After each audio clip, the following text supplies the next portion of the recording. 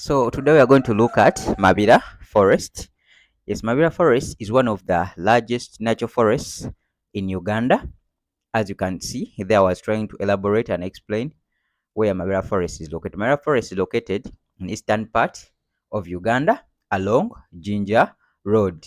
Mabira forest kitegeeza ekibira. So Mabira forest is ekibira. So Mabira forest esangibwa mu eastern part of Uganda era eri ku Jinja Road nga bwe mulaba mu video.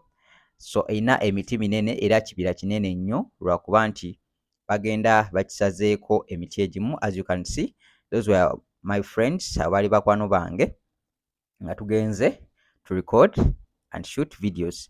Okay, also let me take you to one of the drawings made on one of the big trees in the forest. So mujje ffenna tulabe ekifaananyi kye baakuba ku muti ogumu mu kibira. Okay, so as you come closer to the tree, you can notice a face of someone being drawn on the tree. Wetegereza obulungi, yes, ekifaananyi ekyo kiraga face y'omuntu gye baasiiga ku muti.